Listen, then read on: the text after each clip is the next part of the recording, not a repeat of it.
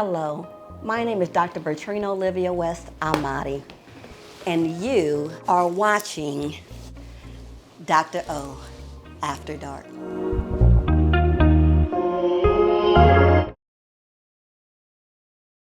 Hey y'all, hey, this is Dr. O again for another episode of Dr.O After Dark. And y'all, I know y'all like Dr. O, you say that all the time. But no, seriously, I am so excited to have my good friend here. And I call him Carrie. Don't. You know, but we're gonna call him, his name is Maurice Carey. He is an actor, director, entrepreneur, coach, and a jarhead veteran. So only I could, with me being with Navy veteran, that's my boy. That's my devil dog. That is my jarhead, and that's why I also call him by his last name, Carey versus Maurice. So that's what we are here about. But y'all don't have that privilege. So thank you so much, my love, for being here. It is an honor. Again, before y'all. He came out here today with all his Chesterfields out. Ah, no. Look. Listen. He's gonna blame it on the lights, but he all glistening. He put some baby oil. He done put baby oil on his chest. No. Y'all, he said, I'm coming ready for Dr. O After Dark. And all the singleness, got the beard, the fresh. When I tell y'all, he is. Listen, guys. No, I had on a white T-shirt and I wasted juice on my T-shirt. Okay, I had to take it off. But all right, you got a little bit of chesticles. I'm gonna say testicles. What kind of juice? It was grape juice. I'm black. Grape drink. Oh, just okay. water. I thought it was, the other kind of juice that made you. Oh, no! My sister, I was telling earlier, my sister, shout out to my sister Charisma in Seattle. She said she don't date guys with beards because all she think about when she see a man with a beard is all of you ladies on social media talking about how y'all got your juices. Well, tell your in sister, a man's beard. Tell your sister So when he I'm in a relationship, that's legit. When I'm in a relationship, that's legit. Only grape juice was on his beard. So he's saying maybe it tastes like grape. He meant pineapple. She vegan? Y'all eating your pineapples? It was pineapple juice. Oh, well, thank you for having me. I'm super excited and I appreciate you having me here.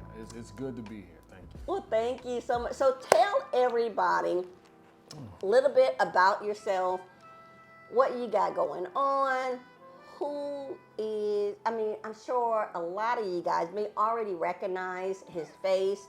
He is been in major productions with, shout out to Tyler Perry. Hey, boo, if you want to come on to Dr. O After Dark, hit a girl up. Viola Davis. My sister. That was wonderful. Yeah, yes. I loved working with her. I know. I was so jealous. I wanted to come to the set, can I sneak in a little bit? Like I said, I'm Maurice P. Carey. I'm an actor, a coach, personal motivator. Personal trainer. That Marine. He works you out, ladies. Girl, you better stop. I do a few push-ups here and there. And it was, I'm from Atlanta, Georgia, born and raised.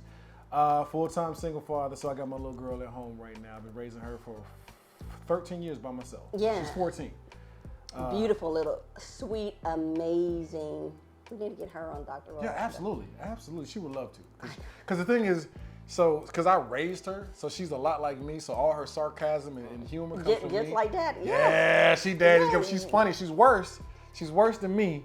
But I know. You can tell them that. Yeah. Believe me, remember, I know. Yeah, my daughter's wild. So, you might have seen me on Atlanta, The First Lady. I got a film coming up with Morgan Freeman, just more and more different things. So I'm a guy doing things on TV. And then you recently had a play, and I just seen a couple of weeks ago. Super amazing, dope play, and I hear you guys are, expanding it. So I did. I'm a part of a play called Lorraine. I play the role of William Warren, the hotel manager, and it was the second time when you came to see it. It was back by popular demand. And what's great is that the play has been going so well is that we're going to be going through Atlanta again and again and again. Possibly a residency. We're kind of working on that. We'll see. Wonderful. And we'll be able to get it back to you folks out there. You behind the camera, and you over there, and you right here. So. Yeah, so we will make sure that we keep everybody up to date on when it comes out, because when I saw it, absolutely amazing. I'm gonna be honest. Come on. Be honest. Come on. So I had never heard of like the production company, and I think where the location of it was at one of the where did you guys have it at? We were up in Austell. All the way out, yeah. But I'm just saying, all the way out in Austell. I was like, I'm gonna go out and support my boy, but and I appreciate it. I ain't expecting much. I ain't much. expecting much. It's all the way out here in Austell. It's gonna be, But then when you walked up that in there, D-level class. But when I tell you, those were A-list actors and actresses. The vocals, the music, the script. I mean, seriously. Inkwell and Cal Reese, and just thank you. And I appreciate that. When I say Broadway, like, listen, I'm ready. That's the you goal. know, I was sitting here, and it's about, to get a little bit of background, it's about civil rights and Martin Luther King, and it has, a lot of, the artists and different things like that who were all a part of the movement back then, up until when he got shot and killed at the hotel where it's based around, the Lorraine. Correct. But when I tell you who played Tina, when I was up in there, were you doing it too? Listen, I was. You did. Oh my God! Shouts out to Latreia Savage. She was the one that was playing Tina Turner. Latreia Savage. Y'all look her up on Instagram. She's amazing. She does so many other artists of the time. But she's really known for doing her Tina Turner with the voice and the movements and the dance. Oh man, she's really great. And the spoken word artist who played yes, Nina Simone. Yes. When I tell you, she had.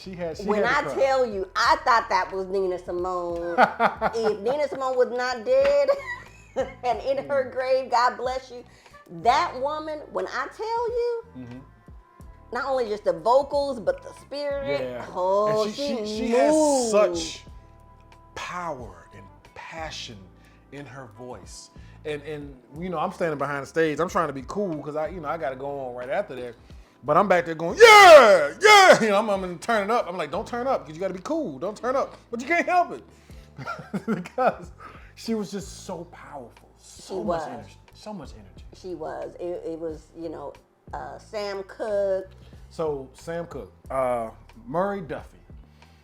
The thing is with his character, it's such a powerful moment in the play that it is every single time that he's sang that song. There has not been a single time. Now I've seen the play. I've been in the play 8 times. We've done it. Okay. And we've rehearsed numerous times. Absolutely. And every time he sings, a change gonna come.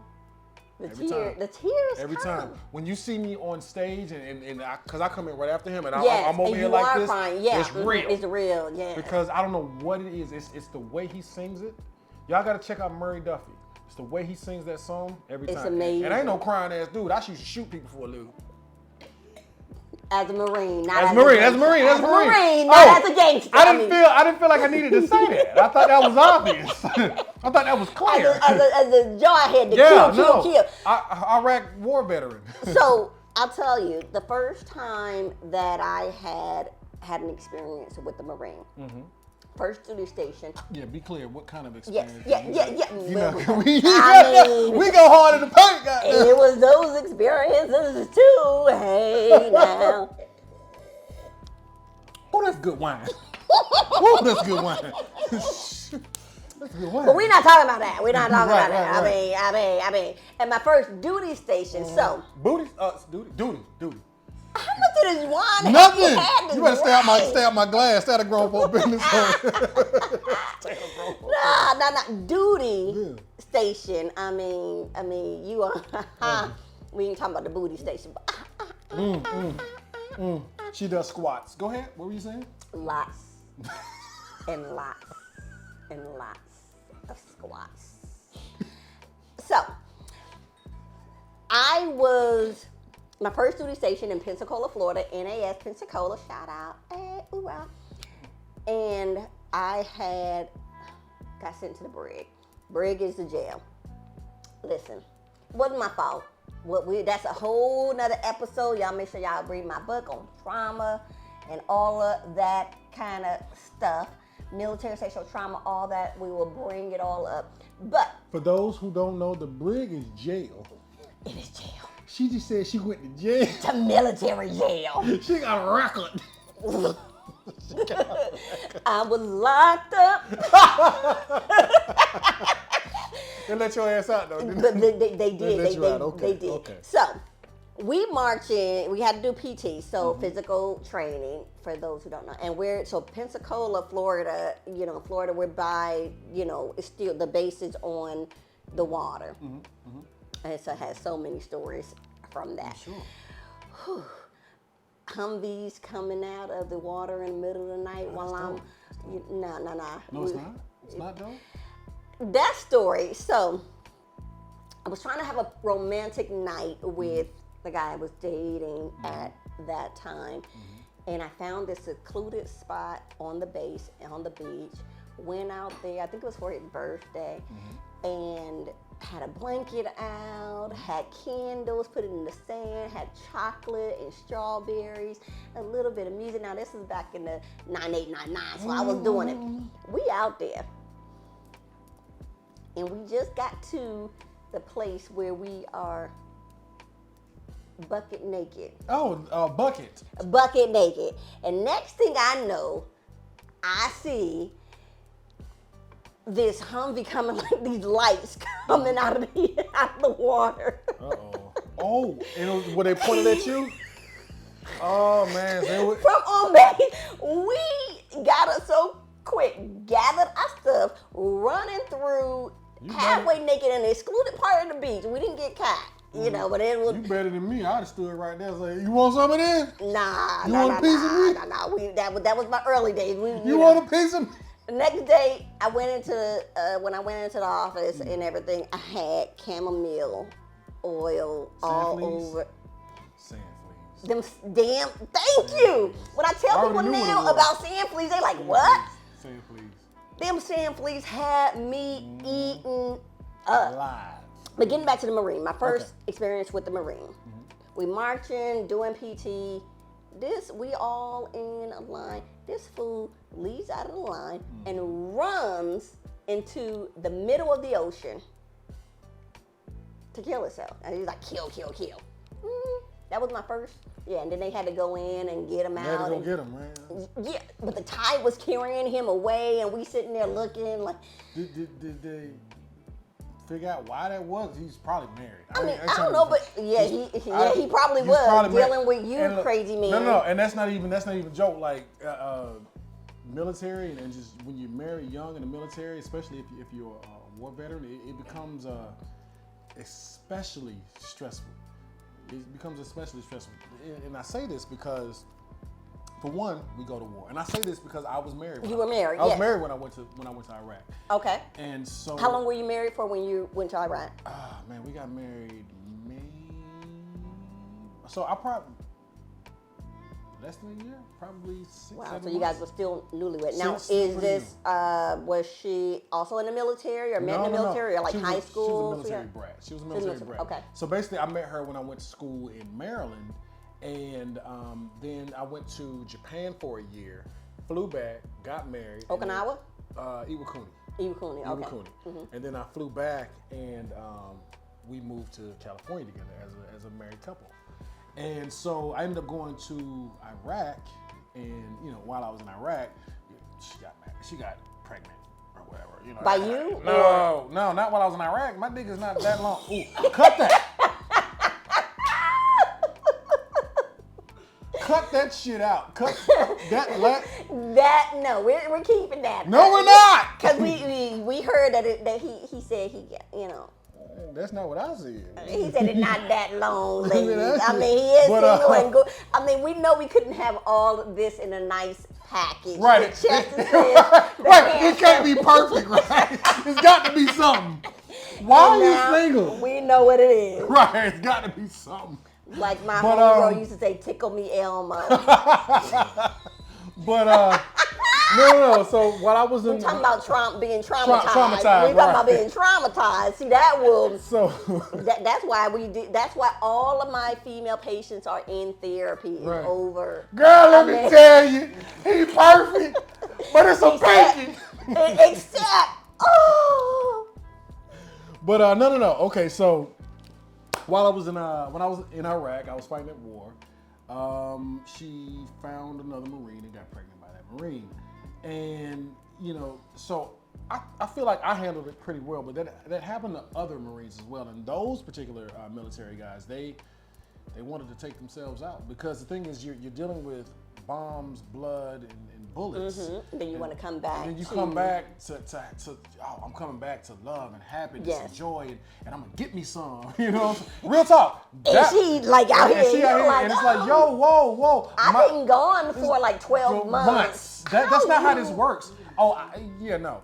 And so, Jesus, I'm married. So some guys, I do understand, especially when you're young. I do understand coming back from having to be a warrior, like for a year, having to be a warrior, to reality that the person that you love and the person that you confided in and the person that you trusted.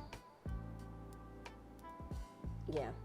And that's serious, I would say, for anyone, and you know, military or not, just infidelity is extremely hard. Traumatic. It can be traumatic. Now, also with the Marine, I know one of the things that's taught and instilled is that you guys are killing machines. Kill. Yes, kill. Why am I we're taught. So I just realized something, and y'all can. When I literally smiled really big. You saw it, right? He did. I smiled huge and said, kill. "Kill." I did do that. Yeah. Wow. I kill. I mean, do I need to get out my wand? We need to do some No. brain spotting I'm or good. something. I just I just so I'm very self-aware, and I just realized the right thing. Like I literally said kill and smiled really hard in the camera. So tell me maybe a little bit about that. How do you transition from that Marine life of being trained to just be a killer? And as you said, kill, and now are able to, you're a successful single father, raising a little girl, a young lady, and that softness you need to have with that, and then also into the arts and how successful you have been in, you know, the plays and the movies and production and just as an actor as a whole. So what was beneficial and helpful for me was the fact that I've always been even when I was a kid, I couldn't put a word to it, but I've always been an entertainer. Okay. I've always been the life of the party. There was even a point where one of my gunnery sergeants, when I was in my unit, said, "You should have been in the Air Force." Like he literally told me, "You should have been in the Air Force. You have too much personality for the Marine Corps." And so even while I was in the Marine, I was a rapper. Like you can Google Southern Noise, SOUTHUNOYZ. Google Southern Noise. And say it again. SOU, THU, that's South, then the letter U, NOYZ. Southern Noise. Google it and the music comes up and you'll see. I had an artistic outlet even while I was doing that. Let me hear you spit something. Oh, you mean like right now? Yeah, off the dome. You can't be, plugging your music and then. I don't rap no more though. Let me give you a beat. No, please don't do that. You just spit on me. Why you spit on something in my face? No. See, Okay. I was about to say something, but we gonna. You know, juice on my beard. No, you wanted me to spit on you, baby. But okay. But That R. Kelly. Robert. But yeah. So part of it too, and I'm gonna be completely honest. One of the first and probably one of the best songs I ever did. It was a song I did called Therapy. Ah. It was after I found out my wife had cheated on me, and I was very, very angry. Okay. And it was a great outlet to help even transition me from being a machine to going back to just being a man. You know, and then also, so I've always had that mix of art and we'll just say life. We'll just say life, you know. So yeah. That might be a good title for this episode, From Machine to Man. We're gonna have The to Terminator. We're gonna have to use that in some type of way. Now, your daughter, is she from your wife? Okay. She's from my second wife. I've been married twice. Yep. I'm aware. Third time's a charm? Do you want to get married again? I'm not opposed per se. Okay. But I'm of the mind now that, now that I'm older, I realize I don't require marriage in the same way that I thought I did. I actually, because I've never really seen it, I require loyalty. How rare loyalty and trust is. I've had trust, but I've never had that loyalty. And loyalty is so rare. It is actually more rare than I ever could have imagined it being. I've had women that loved me. I've had women that desired me. I've had women that hated me. I've had women that I believed were loyal to me. But then when things got difficult, they're like, I'm gonna head on out and I'm gonna catch me the next one. And I believe I had this conversation. Women aren't built to protect. They're not built to protect men, and that's fine. That's not what they're there for. Men are here to be protectors and providers. That's Exactly. the man's job: protect and provide. Exactly. And so, no one realizes that there are moments in a man's life when we need to be protected. No, as well. absolutely. The man's job is to protect and provide for the family, but the woman's or the wife's job is also to be a covering and protection over her mate. Right. And usually, well, historically, in my case, when times got rough, you know what they say, the going get the going gets hard. Tough, the tough get going. Yeah. My tough always got going. Okay. So yeah, it was. So I realized in that I don't require. I'm not opposed to marriage, but I don't require it. I just require loyalty. Okay. So you, even if it didn't equate to marriage, a long-term relationship with loyalty, if they're loyal, is Just stick by me. I'm an investment. I am an investment. And I say that because my first wife would have never known that. Your first wife wouldn't know. Lady, you first gotta wife- invest into all of this with a. That's why his first and second wife. That is not. That's what I heard. The word on the street. That is not the word on the street. The dick on the table says. I mean, this is after dark. I'm just saying. I'm sorry. No. I'm sorry. Bring it out. Come on, T.I. How you doing? Bring it out. I mean, we only believe the evidence. I mean. I'm not. I done forgot what the hell I was saying. I done forgot my whole damn point fucking with you, Dr.O. God damn it. Diagnose me and get me the fuck up out of here. So we do it all here. I dig it. The sex therapy, how to increase your relationships, improve them, mental health, the aspects of trauma, the things that we're bringing from the past, and how it impacts us today. So all of this, yes, we're having fun. It's in gist and all of that kind of great stuff. But what we also know is that these are the things that also create and impact our relationships. and the sustainability and Absolutely. everything of our relationship. I will say, people use the phrase. They say it all the time. They say, you have to heal from your. You have to heal before you go into your next relationship. And the thing is healing is one thing. You can heal, but there's a such thing as scars. You cannot ignore a scar. People want you to ignore your scars. No, and that's when we get to the impact of trauma. Is that invisible disability? Is that we can heal from it, but we cannot change the past and what has happened. It's always going to be a part of us. So there's things that happen that take away a part of you, whether it is sexual trauma, death, war, violence, low social, whatever it is, it takes and it eats away at a part of you, and that's a part of you you'll never get back. Now, we can improve, we can heal, we can, still have a great and functional and wonderful and loving life. That scar. But it's still going to be there. It's like this glass has a crack in it. It's like we can still use it. Don't be talking about my No. crack I'm just glass. saying it has a crack in it. The crack will always be there. We can't fix it. Broken crayon, still color. That's it. I love that. That's it. Broken crayon, still color. I can still drink from this glass, but that crack, you acknowledge. Even watch this.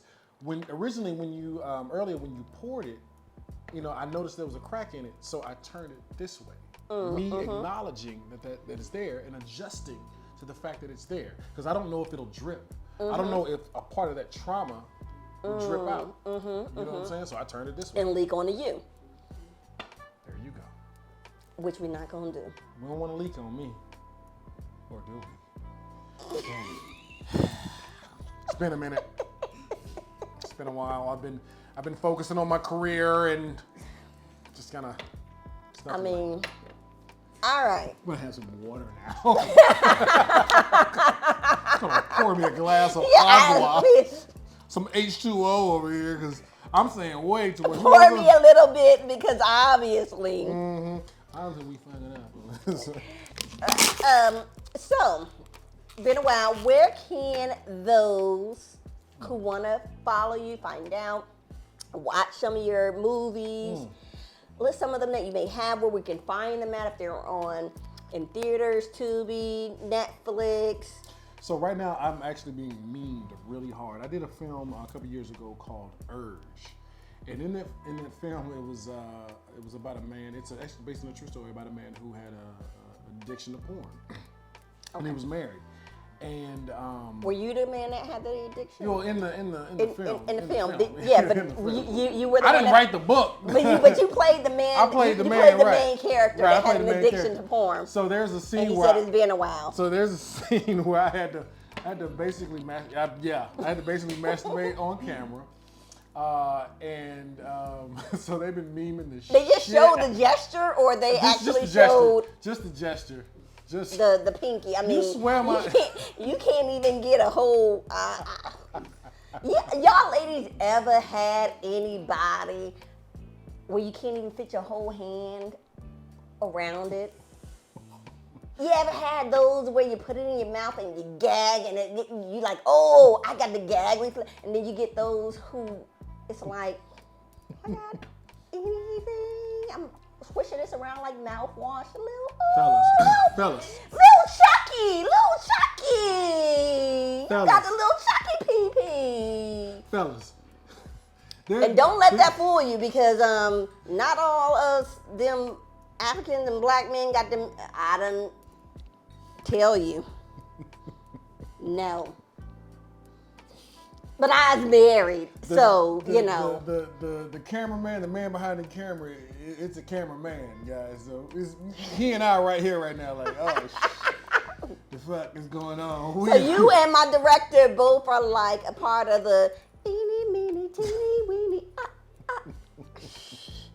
You know, we like them like the ice cream truck. Do you hang low, do it wobble to and fro? Can you tie it in a knot? Can you tie it in a bow? Can you throw it over your shoulder like a continental soldier? Does it hang low? No, it doesn't. So Where can we find you?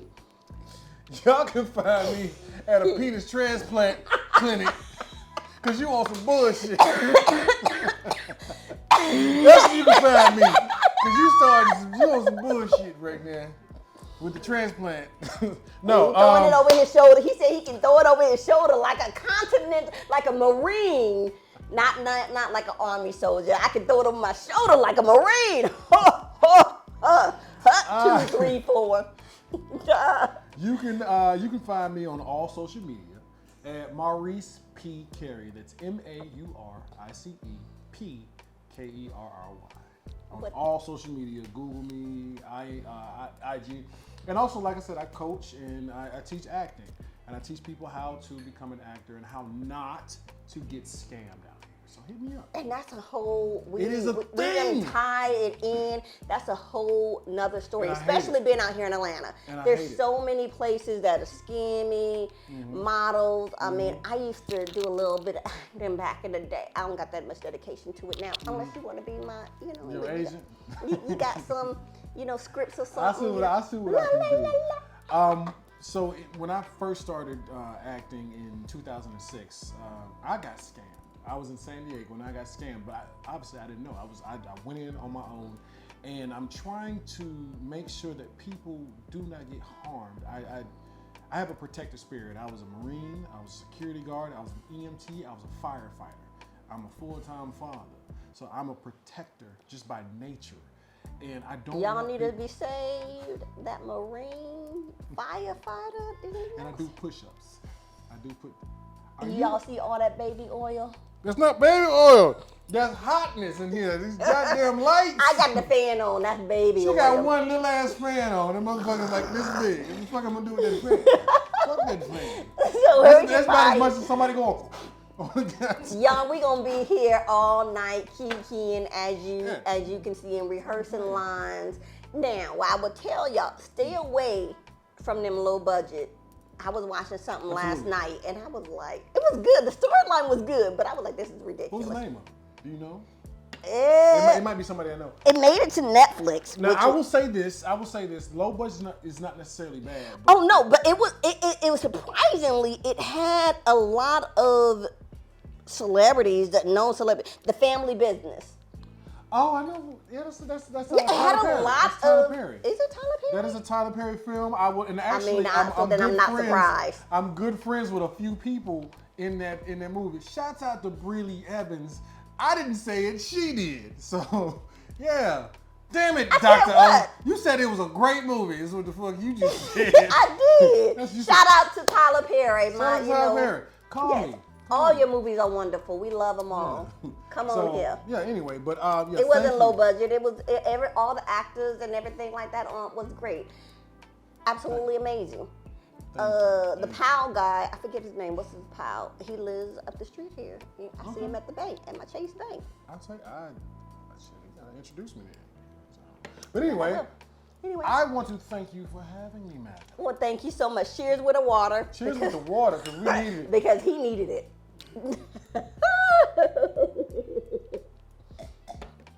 Give me some love. Bring it in. Come on now.